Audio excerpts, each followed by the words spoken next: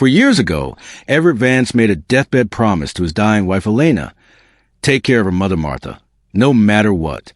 Every single month since then, he's wired exactly $300 to Martha, even when it meant his own bank account had zero. Even when he had to tell his 8-year-old son Leo they couldn't afford new sneakers. Everett never questioned it, because good men keep their promises, and honoring Elena's last wish was the only way he knew how to hold on to her memory. But when Martha sends him a cold, demanding text about needing the money early, with consequences if he's late, something finally snaps. He drives to her house to confront her, to ask why a healthy woman needs his money so desperately, and finds a for lease sign in the yard. The house is empty. Martha is gone. And Everett realizes that the sacred promise binding him for 4 years might have been a lie from the very beginning. Before we continue, please tell us where in the world you're watching from. We love seeing how far our stories travel, and it proves that powerful stories resonate everywhere. Everett Vance had been sending his former mother-in-law Martha exactly $300 every single month for 4 years. He did this because his wife Elena made him promise on her deathbed that he would take care of her mother no matter what. Elena died from what everyone thought was cancer, and Everett kept his word even though the money was destroying him financially.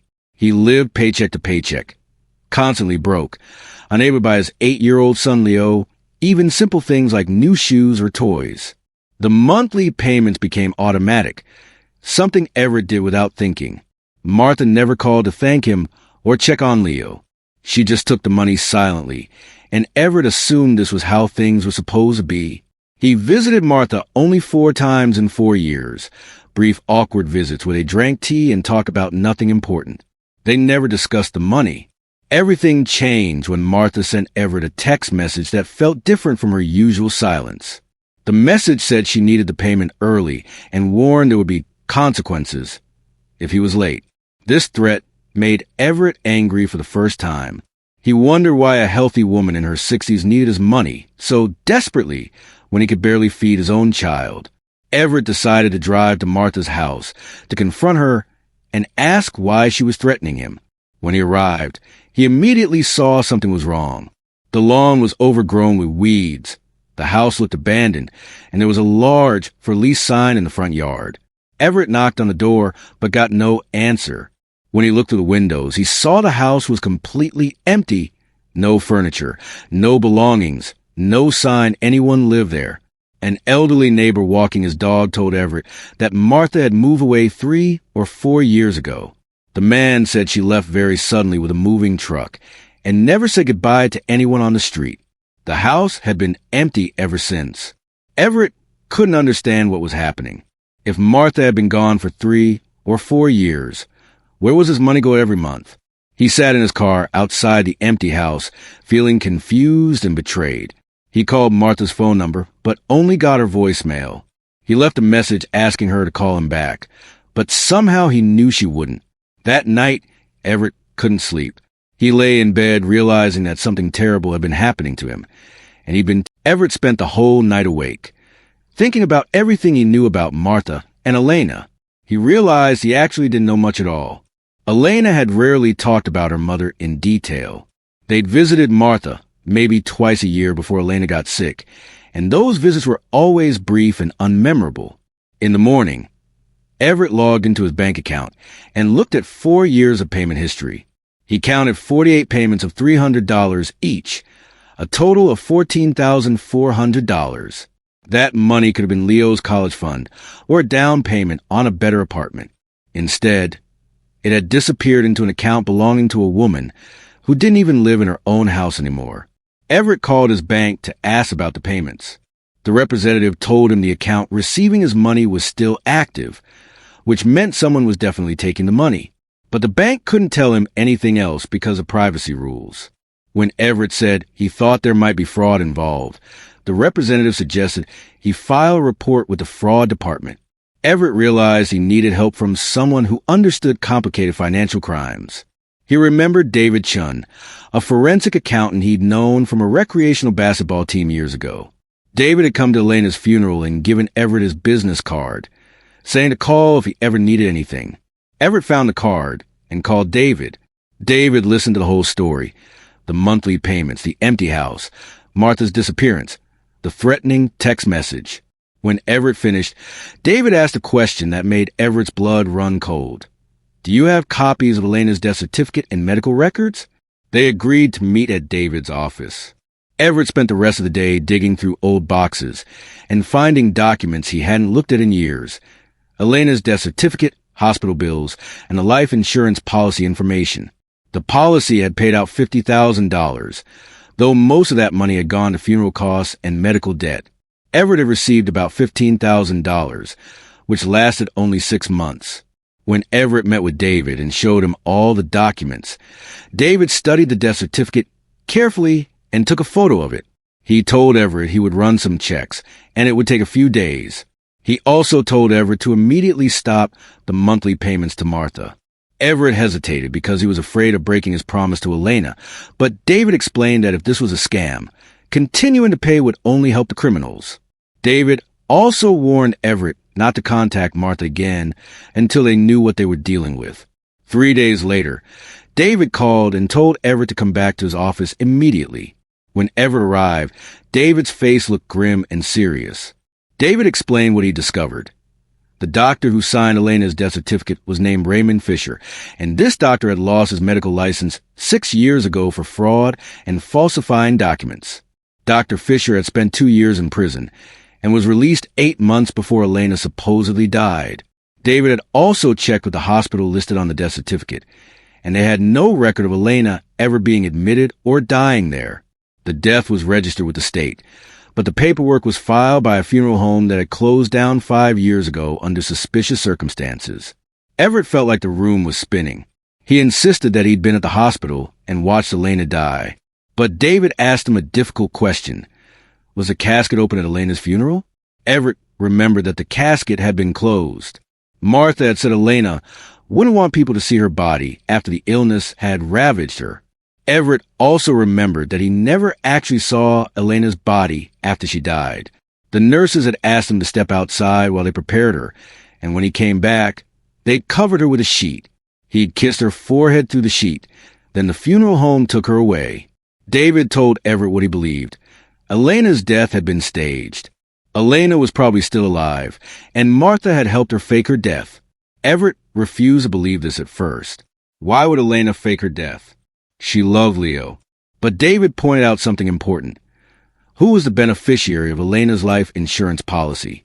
Everett explained that Elena was a policy holder through her job, and when she died, the money went into an estate account. Martha had been the executor of Elena's estate because Elena changed her will a month before she died. Say it made sense since Everett would be too grief-stricken to handle the paperwork. David showed Everett bank records he'd obtained through his contacts at the insurance company. The $50,000 payout had been deposited into an estate account managed by Martha. Martha had withdrawn all the money in cash over 3 months, taking small amounts each time so it wouldn't trigger any reporting requirements to the government. Then David showed Everett where the monthly $300 payments were going. Every month, the money appeared in Martha's account. And every month, within 24 hours, someone withdrew the money as cash or transferred it to another account that David couldn't trace. Finally, David told Everett he'd been searching social media and found a woman named Ella Vincent living in Arizona. This woman ran an art gallery. David showed Everett a Facebook profile picture of a woman with blonde hair and sunglasses standing in front of the sunset. She looked tan, relaxed, and happy. Everett stared at the photo and felt his heart stop. The woman was Elena. She was older and her hair was different, but Everett recognized the shape of her face, the way she held her shoulders, even a small scar on her chin from a childhood accident. It was absolutely, definitely his wife. Elena was alive. If you're listening right now, help me prove something wrong.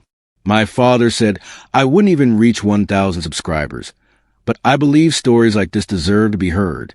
Help me show him that these tales matter. Please subscribe to my channel, and let's keep breathing life into stories that were never meant to stay silent. Now let's continue.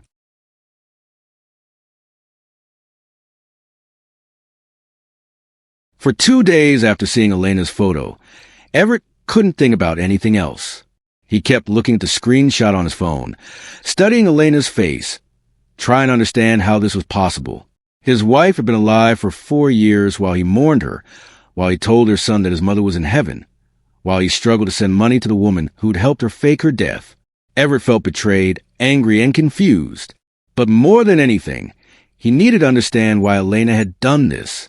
What could have driven her to destroy their family and let him suffer while she lived a comfortable new life in Arizona? David had told Everett not to contact Elena, warning that if Everett confronted her and she ran away, they might never get answers or justice. But Everett couldn't wait. He needed to see her face and hear her voice and know the truth. On Saturday morning, Everett lied to his neighbor, Mrs. Patterson, and said he had an emergency work trip. Mrs. Patterson agreed to watch Leo for the weekend. Everett hated lying to his son, but he couldn't explain where he was really going. He booked a flight to Phoenix and found the address for Elena's art gallery, a place called Desert Light Gallery in Scottsdale.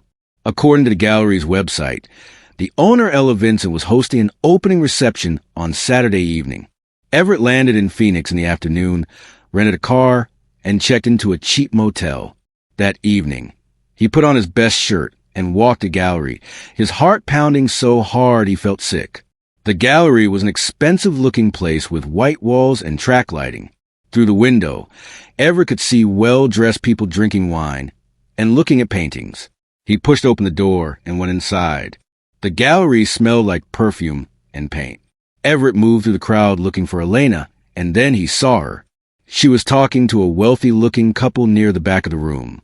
She wore a flowing dress and turquoise jewelry, and her hair was styled in a way the old Elena never would have worn it. But it was definitely her. Everett walked toward her. When Elena's eyes met his, her laugh died and her face turned white with shock. She excused herself from the couple and walked quickly toward a back hallway.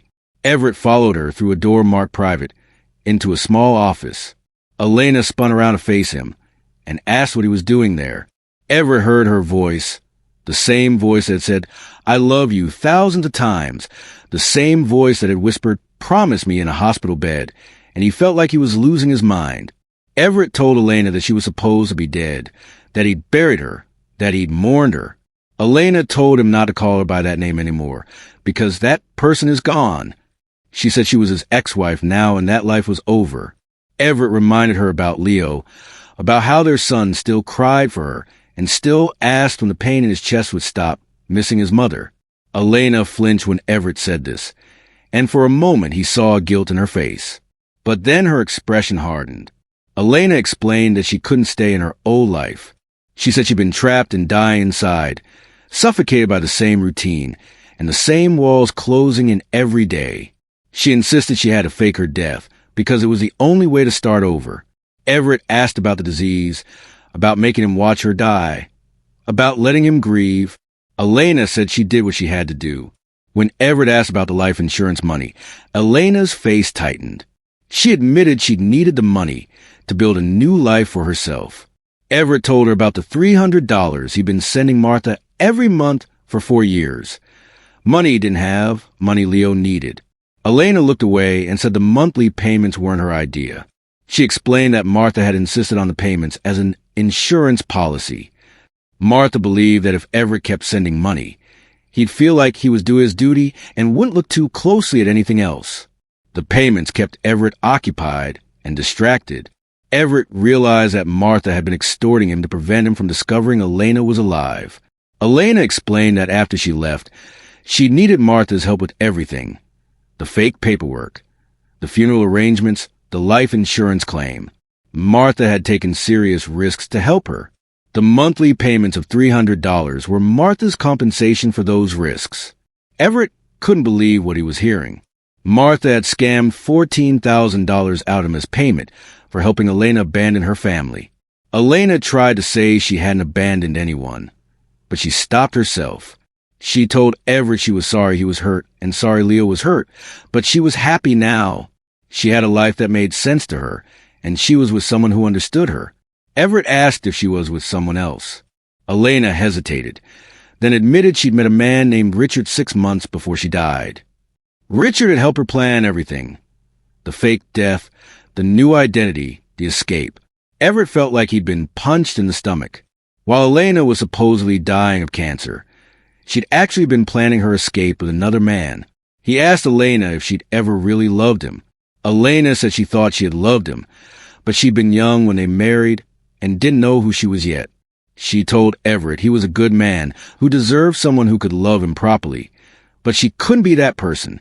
Everett pointed out that she could have just divorced him instead of faking her death. Elena explained that divorce would have meant splitting their assets, fighting over custody of Leo, and having to see the hurt in Everett's eyes every time they exchanged their son. She thought faking her death was cleaner. Everett got to remember her as someone he loved. Leo got to remember her as a mom who loved him, and everyone could move on. Everett shouted that nobody had moved on. They'd been frozen in grief for 4 years. Just then, a man entered the office, tall, tan, with silver hair and an expensive suit. He looked at Everett with cold assessment and asked Elena if there was a problem. Elena introduced him as Richard and told him Everett was an old friend who was just leaving. Everett looked at Richard, the man Elena had chosen over her family, and felt rage boiling inside him. He told Elena he wouldn't leave until she answered one question. Did Leo mean anything to her, or was he just another thing she threw away when she decided to reinvent herself? Elena's expression cracked and tears filled her eyes. She said Leo meant everything to her, but he was better off thinking she'd died than knowing she'd chosen to leave him. Everett told her that wasn't her decision to make. Elena said it was done. It had been done for 4 years, and Everett couldn't undo it. Everett told her to watch him, then turned and walked out. He made it to his rental car, drove back to motel, and sat in the dark room trying to process everything he'd learned. Elena was alive and didn't want to come back. Martha had been scamming him as payment for helping with the fraud. Leo's mother had chosen a new life over her son. Everett called David and told him everything. David told Everett to write down every detail of the conversation because they were going to take this to the authorities.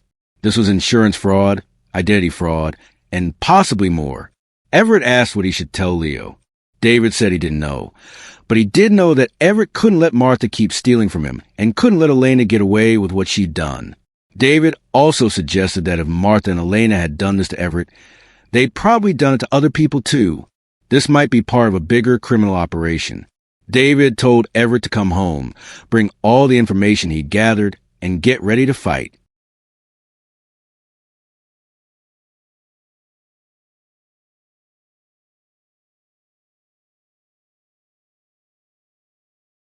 David worked fast after Everett returned home. Within a week, David had compiled a thick file full of evidence that showed fraudulent death certificates, life insurance fraud, identity theft, and a pattern of financial manipulation that suggested Martha Keene had done this many times before. David's contacts at insurance companies discovered that Martha had been the executor for 3 other deceased relatives over the past decade. Each time, Martha had collected life insurance payouts that were never properly given to families. The pattern was clear. Martha found people who wanted to disappear from their lives, helped them fake their deaths, kept the insurance money, and then maintained long-term financial relationships with the survivors to keep them quiet and prevent them from asking questions. Elena wasn't Martha's first victim. She was just the most recent victim in a criminal operation that had been running for more than 10 years. The FBI became involved in the case. A young agent named Sarah Kendrick interviewed Everett in a conference room downtown. She listened carefully as Everett explained everything that had happened. The monthly payments, the empty house, the discovery that Elena was alive, the confrontation in Arizona. Agent Kendrick told Everett that the FBI had actually been tracking Martha Keene for 2 years already. They knew she was involved in insurance fraud, but they hadn't been able to build a strong enough case to arrest her. Everett's testimony and evidence changed everything. Agent Kendrick explained the plan. They needed Martha to incriminate herself on a recording. Everett would contact Martha and tell her he discovered Elena was alive. He'd offer to stay quiet about everything in exchange for a large payment, a settlement for all the years of deception. Martha was greedy and confident, so she'd probably agree to meet. The FBI would put a wire on Everett and record the entire conversation. If Martha admitted to fraud, even indirectly, the FBI could arrest her. Everett sent Martha a text message. "I know about Elena. We need to talk. I'm willing to negotiate. Martha called within an hour. Her voice sounded tight and controlled. She asked Everett what he thought he knew. Everett told her plainly. He knew Elena was alive. He knew Martha had helped her fake her death. And he knew the $300 every month had been hush money to keep him quiet. There was a long silence on the phone. Then Martha asked where Everett wanted to meet. He told her Riverside Park at noon the next day by the fountain. Martha told him to come alone. Everett said she should come alone too. The next morning, Agent Kendrick fitted Everett with a wire, a tiny microphone hidden inside his jacket. 2 undercover FBI agents would be positioned nearby in the park, watching everything. Agent Kendrick warned Everett that if things became dangerous, they'd step in immediately. But she also told him to try to keep Martha talking, because they needed a clear confession. Everett drove to the park with his heart pounding. It was a beautiful, clear day with families playing on the grass and joggers on the paths. He sat on a bench near the fountain and waited. Martha arrived 5 minutes late. She looked older than Everett remembered, with new lines of stress on her face. She wore sunglasses and a headscarf, like she was trying not to be recognized. Martha sat down beside Everett without looking at him. She told him he was making a mistake. Everett asked if he was really making a mistake, because from where he was sitting, Martha had committed fraud and extorted him for 4 years. Martha said she'd simply helped a woman escape a life she didn't want, and that wasn't a crime. Everett listed the actual crimes: insurance fraud, identity theft, and stealing money under false pretenses. Martha turned to face Everett. Behind her sunglasses, her eyes looked cold. She told him he didn't want to go down this road because he had a son to think about. She asked Everett to imagine how it would affect Leo to learn the truth about his mother. Everett asked if that was a threat. Martha said it was just reality. She pointed out that if Everett exposed Elena, he'd destroy Leo's memory of his mother. He'd also destroy his own image as a devoted husband. Everyone would know that Everett had been too stupid to realize his own wife was alive. Everett kept his expression calm and said he wasn't there to threaten Martha. He was there to make a deal. Martha's posture relaxed a little, and she asked what kind of deal. Everett explained his offer. Martha had taken $14,000 from him over 4 years. He wanted that money back, plus another $20,000 as compensation for pain and suffering. If Martha gave him $34,000 total, he'd walk away. Elena could keep her new life.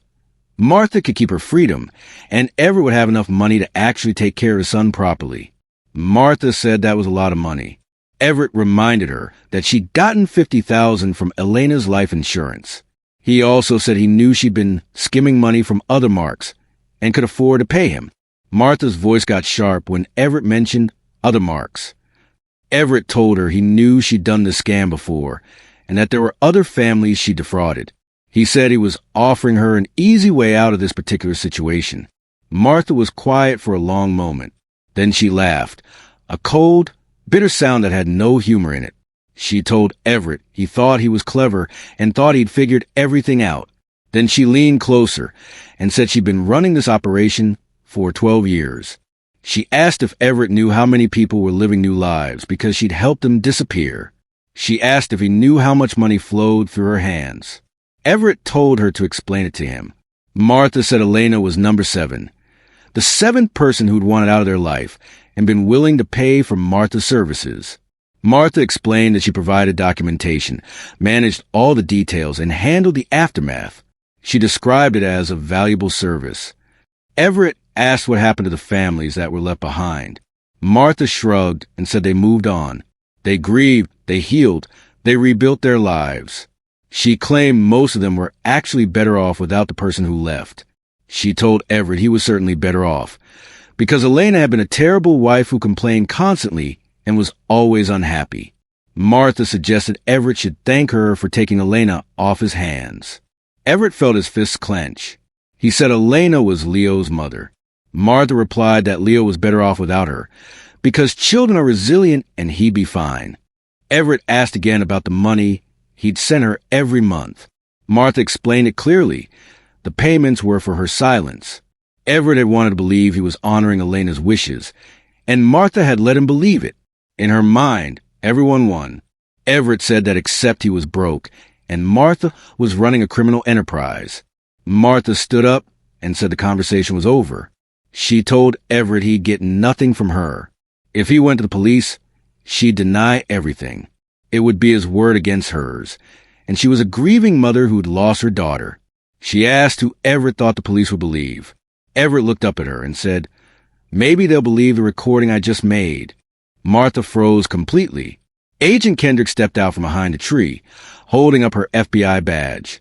Two other agents moved in from different directions. Agent Kendrick announced that Martha Keene was under arrest for insurance fraud, conspiracy to commit identity theft, and wire fraud. She read Martha her rights while putting handcuffs on her. Martha's face crumpled.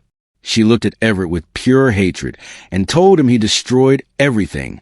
Everett said quietly that Martha had destroyed everything herself. The FBI agents took Martha away. Everett sat on the bench, feeling strangely empty. The lie that controlled his life for 4 years was finally exposed and over. Agent Kendrick sat down beside Everett and told him he'd done good work. The recording was solid evidence. Everett asked what would happen to Elena. Agent Kendrick explained they'd bring Elena in for questioning, and she'd likely face charges related to the insurance fraud. But she warned Everett that Elena might not serve significant time in prison, since it was her first offense, and if she cooperated with testimony against Martha, and if she had good lawyers, she might only get probation. Everett asked about Leo. Agent Kendrick said that was up to Everett. He could tell his son the truth, or keep it from him. The FBI couldn't make that decision for him. Over the next month, the case against Martha Keene grew much bigger. The FBI uncovered 6 other victims, families who'd been scammed the same way Everett had. Martha had stolen over $400,000 over 12 years. She was charged with multiple counts of fraud and faced up to 20 years in prison. Elena was arrested in Arizona. She agreed to testify against Martha in exchange for a lighter sentence. The judge gave her 2 years of probation and ordered her to pay money back to the families she'd helped defraud. Everett received a check for $16,000. This included his original $14,000 in payments, plus interest, plus a portion of money the FBI had recovered from the insurance frauds. It wasn't everything he'd lost, but it was something real. Everett put all of it into a college fund for Leo.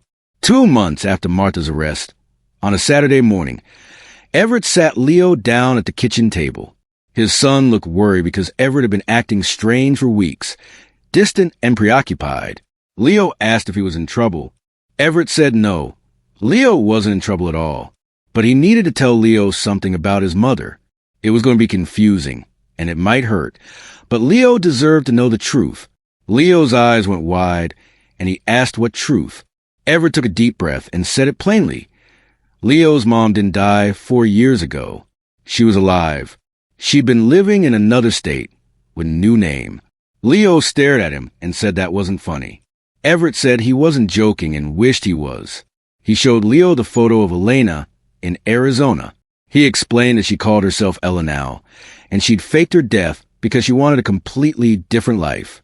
Leo looked at the photo. His face showed confusion, disbelief, hope, and then anger all at once. He asked if she'd left him. Everett said yes. Leo asked why. Everett explained that Elena had been unhappy. Instead of talking to them about it and working through it like a family, she decided to disappear. Leo's eyes filled with tears, and he asked if she'd loved him. Everett pulled his son into his arms and held him tight. He told Leo that he thought Elena had loved him the best way she knew how, but she hadn't been strong enough to be his mother. And that was absolutely not Leo's fault. It was her failing, not his. Leo cried against Everett's chest for a long time.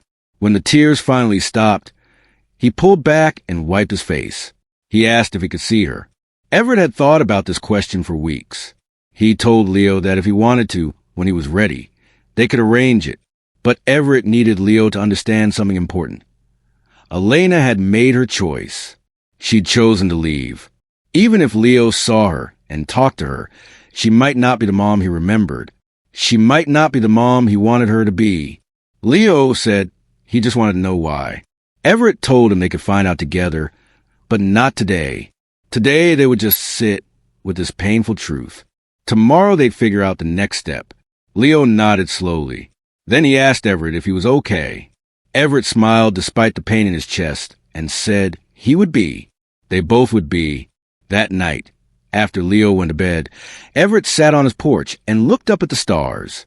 He thought about the 4 years he'd spent honoring a lie. He thought about the money he'd sent, the sacrifices he'd made, and the grief he'd carried. But he also thought about Leo, who was stronger and more resilient than Everett had ever given him credit for. He thought about the other families who'd been freed from Martha's scam, who could finally stop making payments to ghosts. The lie was broken. The truth was painful. But at least it was real. For the first time in 4 years, Everett felt like he could actually breathe freely. He pulled out his phone and deleted Martha's contact information. Then he deleted Elena's number too. He looked at his bank account and saw the balance was $2,847. It wasn't much money, but it was his. No more obligations to ghosts. No more bleeding money to criminals. Next month, he decided he'd take Leo to the zoo. Maybe the month after that they'd go to a baseball game. Small things, normal things, father and son building a life that was finally theirs. The empty promise was over, and Everett Vance was finally truly free. The central lesson of this story highlights the danger of weaponized guilt and the importance of financial vigilance, even within familial bonds. It teaches that while honoring a legacy is noble, true integrity requires transparency, and that sacred promises should never be used as tools for exploitation. By uncovering the fraud, the protagonist demonstrates that reclaiming one's life from a web of lies is not an act of betrayal against the past, but a necessary step toward a truthful and secure future for those who truly rely on us. So here's the real question. Did you subscribe yet? Thousands of people will listen to this story and won't subscribe. Please don't be that person. Kindly support what I do here by subscribing. And then drop in the comment section if you like part 2 of Everett, Martha, and Elena's story.